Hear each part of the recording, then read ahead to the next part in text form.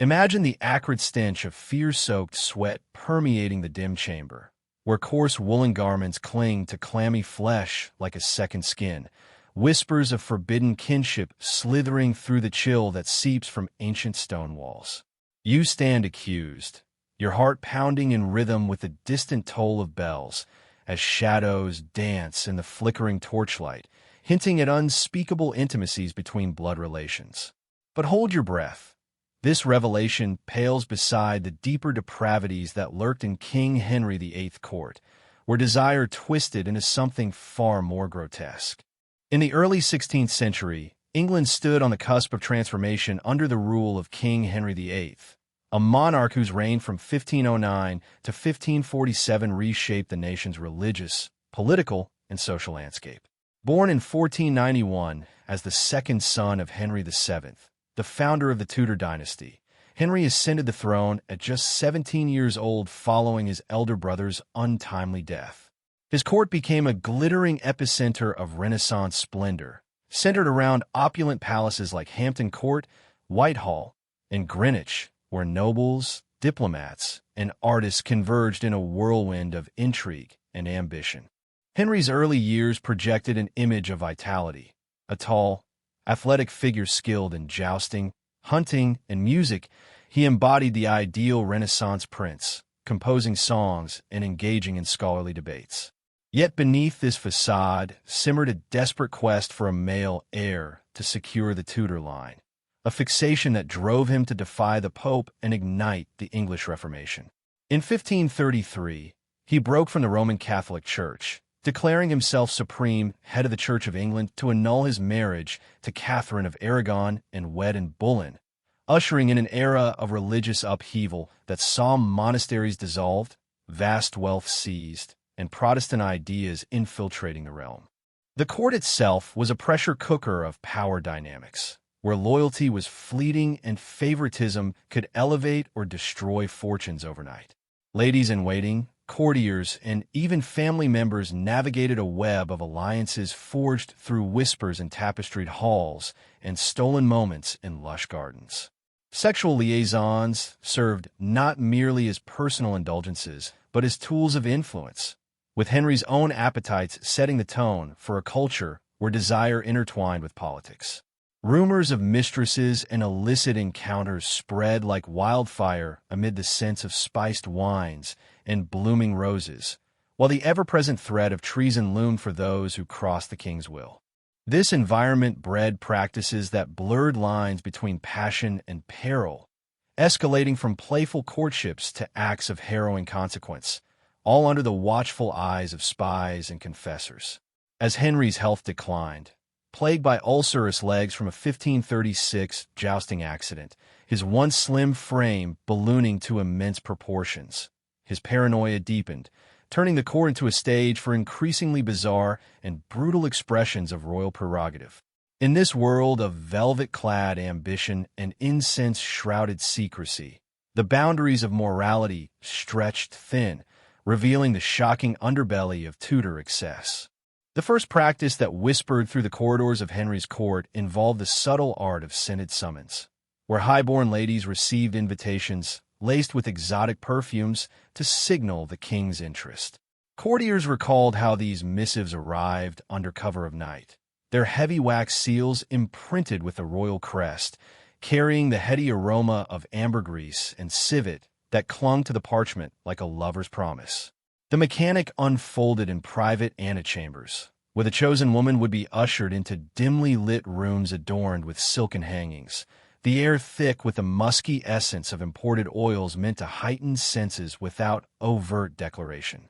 Rationale lay in the king's need for diversion amid the pressures of state, viewing such encounters as a monarch's prerogative to bolster his virility and produce potential heirs outside wedlock.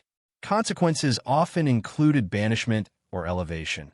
A favored participant might gain lands or titles, but discovery could spark jealousy-fueled purges among rivals.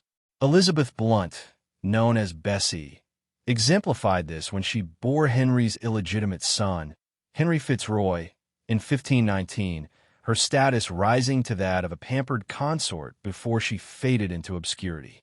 And if such perfumed pursuits seem tame, brace yourself for the familial entanglements that followed, where blood ties offered no barrier to desire.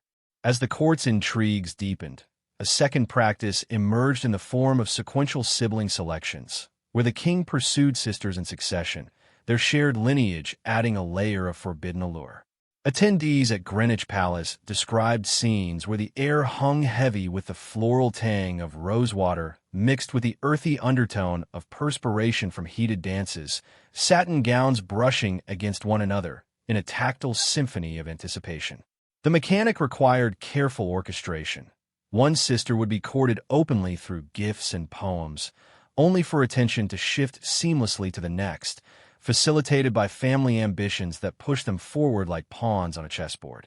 This stemmed from Henry's rationale of consolidating power through allied families, treating personal affections as extensions of political strategy to ensure loyalty and silence. Yet consequences rippled outward, breeding resentment and fractured alliances. Rejected siblings often faced exile or worse, their reputations tarnished by association. Mary Boleyn, Anne's elder sister, embodied this when Henry took her as a mistress around 1520, siring possible children before discarding her for Anne, igniting scandals that echoed through the halls. But such sibling shifts were mere preludes to the youthful vulnerabilities exploited next, where innocence became a commodity in the king's bedchamber. Venturing further into the shadows, the third practice centered on the grooming of adolescent attendants, drawing young girls from noble households into the royal orbit under the guise of service. Witnesses spoke of the oppressive odor of beeswax candles blending with the sharp bite of unripe fear in the opulent bedchambers, where fine linens draped over youthful forms, their smoothness contrasting the calloused hands of experience. The mechanic involved placing these ingenues in positions of proximity, ladies-in-waiting or wards, where flattery and proximity evolved into binding obligations, sealed with oaths of secrecy amid the rustle of embroidered skirts. Henry's rationale hinged on the pursuit of purity and fertility, believing younger partners could rejuvenate his lineage and provide the heirs his aging wives could not. Consequences manifested in shattered psyches and public falls. Many such girls emerged scarred, their families either enriched or ruined by the association. Catherine Howard, barely a teenager when she caught Henry's eye in 1540, illustrated this perilously, her prior indiscretions with older men like Francis Derham leading to her eventual downfall. Yet if youthful grooming unsettles you, prepare for the orchestrated spectacles that turned flirtation into a dangerous game, amplifying the court's sensory chaos. The fourth practice unfolded amid elaborate masks and banquets, where coded gestures and dances signaled invitations to clandestine rendezvous, transforming public revelry into private conquests.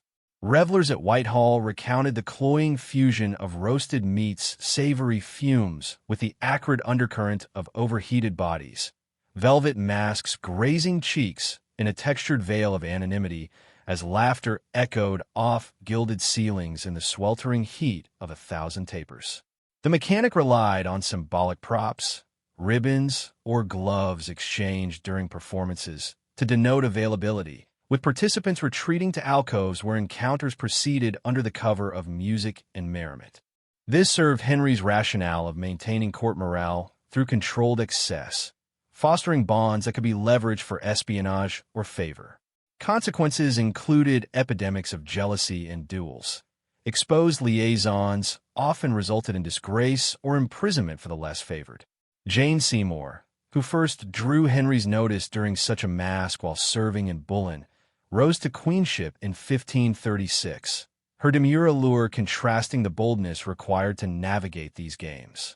And though these flirtatious rituals carried risks, they were child's play compared to the familial accusations that poisoned the air with suspicion, escalating the horror to unimaginable depths.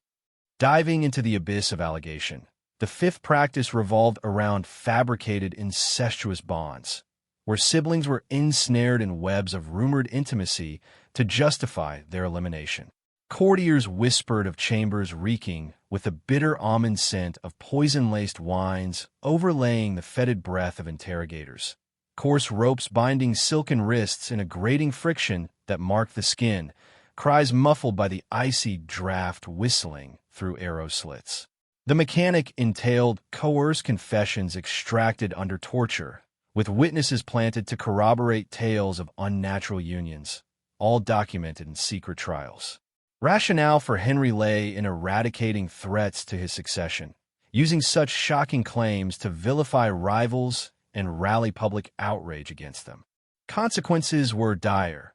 Executions that stained the scaffold with blood, families decimated, and legacies forever tainted. And Boleyn and her brother George stood as tragic exemplars in 1536, accused of incest among other adulteries, their beheadings a spectacle that horrified Europe. But before we plunge further, let's pause for a lightning round of Tudor truths to jolt your senses.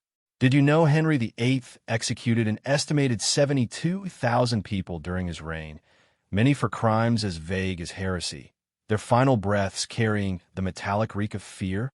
Or that he dissolved over 800 monasteries, amassing wealth that funded his lavish court, with a texture of pilfered gold threads wove into every garment?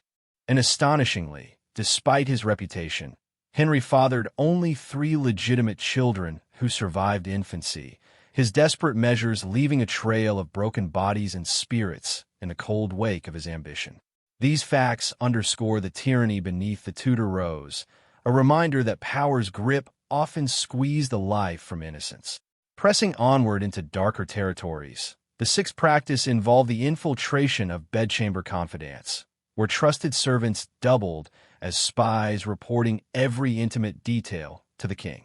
Account from Hampton Court depicted scenes saturated with a musty odor of unwashed linens mingled with the herbal tang of sleep-inducing possets, feather mattresses yielding underweight in a soft, enveloping embrace, while furtive footsteps creaked on wooden floors in the pre-dawn chill. The mechanic demanded loyalty oaths from these observers, who noted positions, durations, and utterances, compiling dossiers used to assess fertility or fidelity. Henry's rationale centered on safeguarding his dynasty, viewing personal privacy as a luxury subordinate to state security. Consequences bred paranoia and isolation. Betrayed individuals faced swift retribution, their trust shattered like fragile glass. Thomas Culpeper, Catherine Howard's alleged lover in 1541, fell victim when such espionage uncovered their meetings, leading to his torture and execution. If bedchamber betrayals chill your blood, steel yourself for the alchemical aberrations that followed, where desperation birthed monstrous remedies. The 7th practice delved into esoteric potency potions, concocted from rare ingredients to combat the king's waning vigor, administered in ritualistic secrecy. Physicians recorded mixtures emitting the pungent vapors of ground rhinoceros horn blended with the clammy slime of oysters, viscous liquids coating tongues in a gritty residue, bubbling cauldrons hissing in the stifling heat of hidden laboratories. The mechanic required daily ingestions timed with lunar phases, often paired with incantations whispered by alchemists, believed to restore masculine essence. This arose from Henry's rationale of divine entitlement, convinced that his bodily failures stemmed from curses or imbalances correctable through forbidden knowledge. Consequences included agonizing side effects, ulcers, delusions, and the persecution of those whose elixirs failed, branding them as sorcerers. Cornelius Agrippa, a visiting scholar rumored to advise on such matters around 1530, exemplified the dangers, his occult expertise drawing suspicion that nearly cost him his life. Yet these chemical follies were eclipsed by the lethal unions that equated passion with high treason, turning love into a scaffold's embrace. In the 8th practice, adulterous alliances were reframed as acts of rebellion, punishable by the most gruesome public spectacles to deter imitators. Spectators at Tower Green inhaled the rank fusion of unbathed crowds and the coppery hint of impending bloodshed, rough hemp nooses chafing necks in an abrasive torment, axes thudding with a resonant finality amid the frosty morning mist. The mechanic encompassed swift investigations, show trials, and executions broadcast as warnings, with confessions extracted to implicate networks. Henry's rationale positioned himself as the embodiment of the realm, rendering infidelity a direct assault on sovereignty. Consequences devastated lineages, heads rolled, estates confiscated, and survivors lived in perpetual terror. Mark Smeaton, a musician accused in Bullen's Circle in 1536, confessed under torture to non-existent affairs, his beheading a stark emblem of this merciless code. And as horrors mounted, the final practice unveiled the king's theological contortions, where scripture was twisted to sanction unbounded appetites. The ninth and most profane practice manifested in doctrinal manipulations, allowing the monarch to claim biblical sanction for multiple consorts beyond traditional bounds. Theologians debated in smoke-filled studies redolent of aged vellum and the sour ink of frantic scribbles, parchment crackling under fingers in a dry rasp, arguments rising in heated volleys through the oppressive warmth of sealed rooms. The mechanic involved commissioning interpretations of Old Testament precedents, like those of David or Solomon, to justify expansions of the royal household. This stemmed from Henry's rationale of godly kingship, equating his will with divine ordinance to override canon law. Consequences ignited schisms, religious wars, mass executions, and a fractured Christendom that bled for generations. Thomas Cromwell, architect of the Reformation until his 1540 fall, pushed such reforms, his own head lost when they backfired. Returning now to that chamber of incestuous whispers, where the stench of betrayal lingers eternally, you glimpse the true abyss of Henry's court, a place where desire devoured all. Tune in next time as we uncover the decadent excesses of Versailles under Louis XIV, where sun-kissed intrigues promise even greater shocks.